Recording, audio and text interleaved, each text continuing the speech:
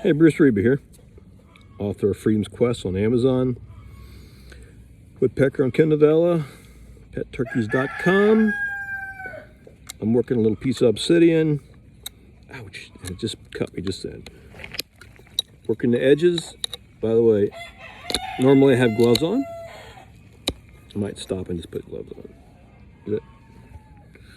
Yeah, that drew blood. Okay, here's my gloves.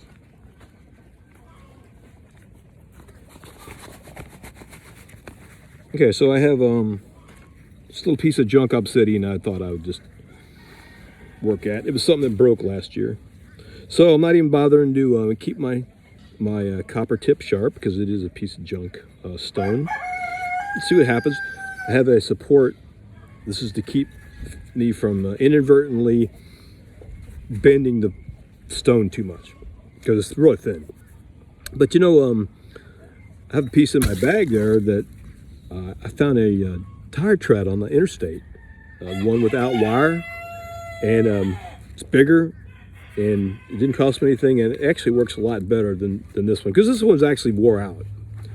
But I'll just go on. So the whole point is you want to put your tip on a ledge, press. You want to flip it over, press again, flip it over. Each time you press, and this is called pressure flick, and each time you press, you just made a new striking platform. Press, press, flip it, press. At some point, you do want to lightly abrade the stone, not much, just lightly. One, to keep you from getting cut, but two, you want to remove the hyper thin areas. And it's always kind of interesting. When I was a kid, they would find the Native American versions of these stones, and they couldn't figure out what they were used for. And but once you become a flint napper, it's evident, self-evident. All right, press, flip, press, flip. I'm gonna do this the whole way. I'm gonna grind it as needed. I'm gonna grind it some more. And by the way, I'm using a modern copper tool. It's an issue stick, but I can use an antler just as well. And what I found out was a blunt antler, as opposed to a sharp tip, works better. Whereas with the copper, you really want a sharp tip to minimize the surface pressure.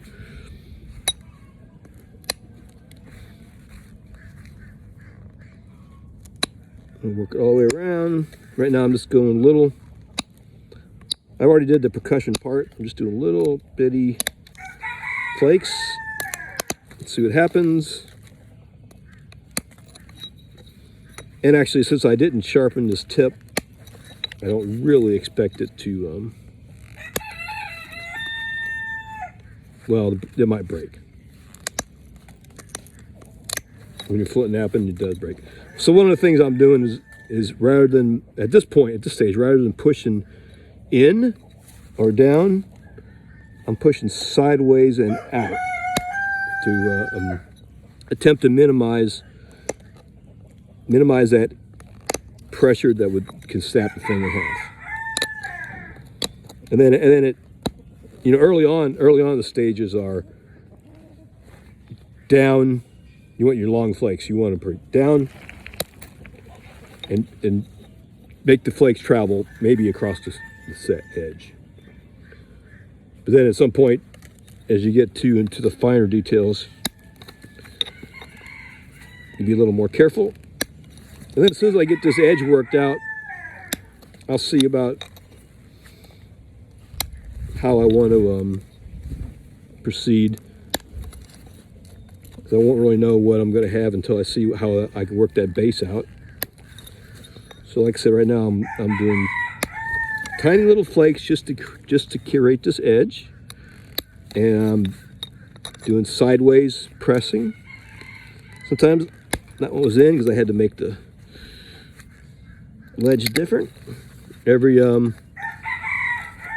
every stone is different. I just had a piece of jasper, really beautiful, and there was a internal crack that I didn't see.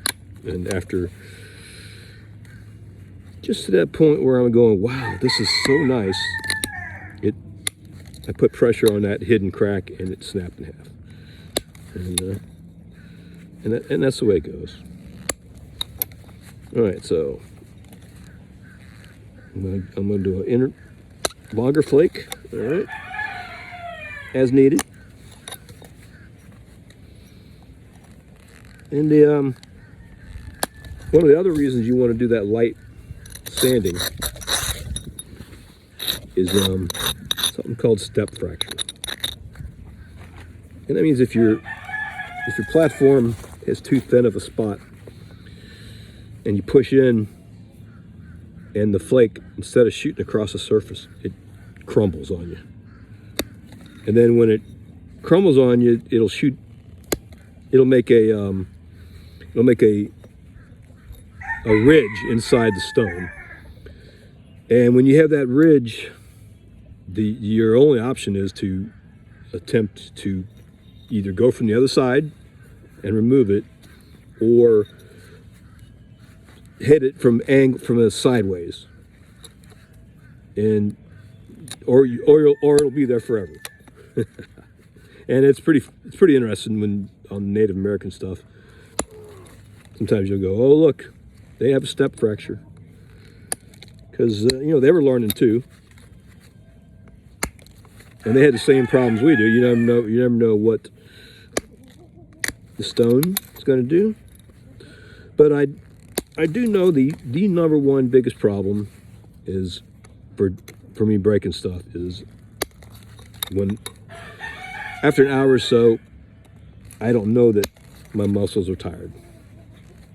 I'm looking at something that I created and I'm getting kind of excited, not knowing that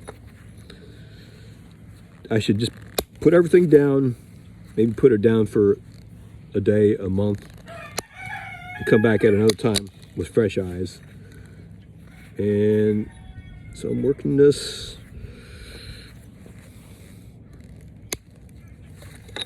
edge. Not really. Have to create a new angle. I can feel some sharp points. In other words, I'm getting kind of risky because I haven't abraded it lately. A light abrading for obsidian especially. Otherwise, the obsidian god does draw blood. And normally, I do not wear gloves on the other rocks. Because I like the way the stone. I can get a better feel for what the stone's going to do if I can feel it with my hand. So so I'm abrading it right now, not for. Well, let me do the whole thing for cut purposes. Cut meaning my fingers. But I braided that other spot originally because I gotta be able to. It's real slick. Where this glass broke, and so I got to be able to have rough it up so that my copper tool or the antler is actually able to grasp it instead of just sliding off. If I go in too deep, it's going to break in half. If I go in too shallow, nothing. So as you can see there, it's still slipping off. Nothing, got it. But every single flake is different. And really, actually stop and fix this edge. This is a double-edged one, but I'm not going to use a bigger edge. Wind's picking up, some Florida rain coming. I can smell it in the air. Let's see how far I can get before I break this. Or stop the video and just simply sharpen this tip.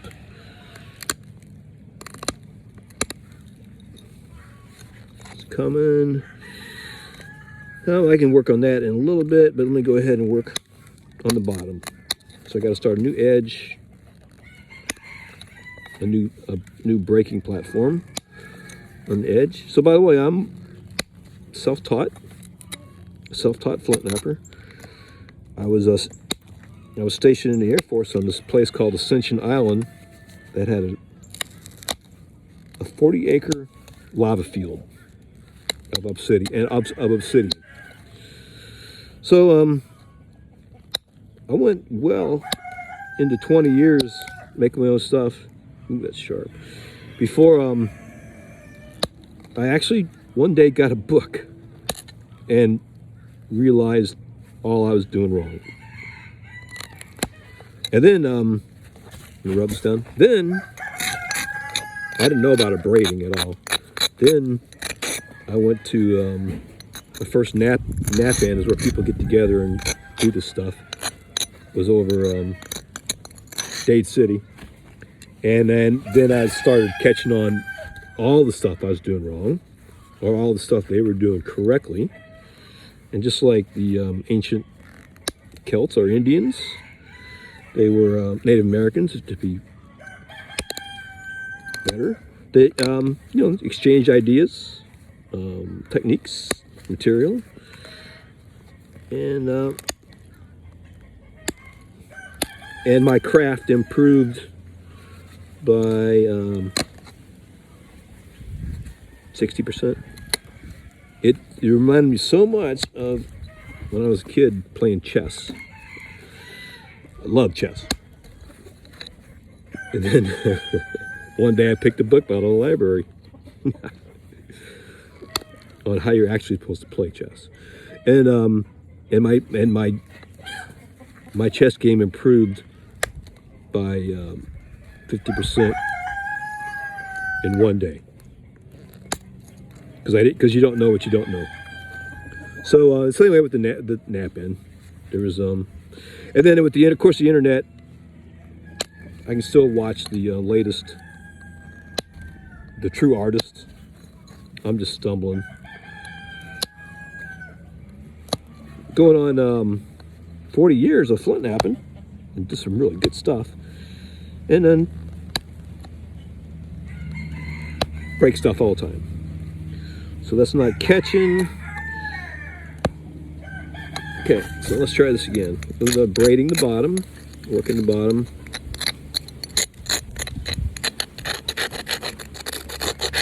For that pressure point. Let's see here, work the bottom some more. That's it, still slipping. And caught, flip it over. Flip it over. It's the key. Never even think about it twice. Flip it over. And actually, that's where my breakage comes in. I get sort of excited when it gets near the completion point, and I'm tired, and it breaks, and I walk away disgusted. But I had really fun time doing the creating part. But I have to tell you, flint napping, there's the collecting the rocks part, either diving or in fields, and then as needed, heat treating them under a campfire, or if you're a professional in the kiln. There's a whole science of heat treating stones, and the heat treating process makes stones easier to work, but it makes them more brittle. But I have stuff under the campfire right now. I need to reheat, but we're in a Florida drought on the East Coast, and so I'm waiting. Of course, the problem is once the rain comes back, so do the yellow flies and the mosquitoes. So right now we're in between that phase. All right, so I got the bottom kind of okay. Kind of doing a just a test or braid. Still really inspecting because the bottom's not great, but I'm still working on to see where this is going to go. And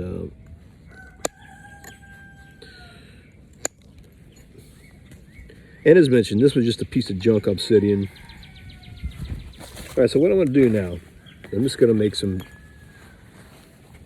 real shallow breaks just to narrow the point down. So I'm not pressing in at all. I'm just acting like a big abrader in an attempt to give the thing a little bit more shape. Trying to keep right on the edge. So I'm not pushing in. I'm not trying to bend the material or press it beyond its where it wants to be. I'm just simply breaking some stuff off. And they have a term for this. This is one of the other things I didn't learn until I went to the Flintknapping and watched them, and then also YouTube. So like I said, they have a name. So I'm going to braid. What I'm doing is working on just a point. So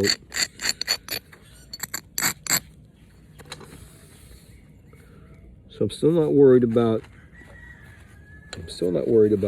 pushing the flakes in just yet. I'm more focused on just the shape.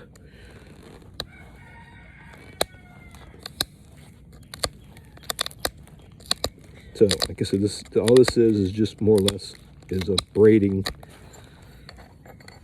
but using a copper point. Shallow chips straight down, and without putting much pressure on the arrowhead.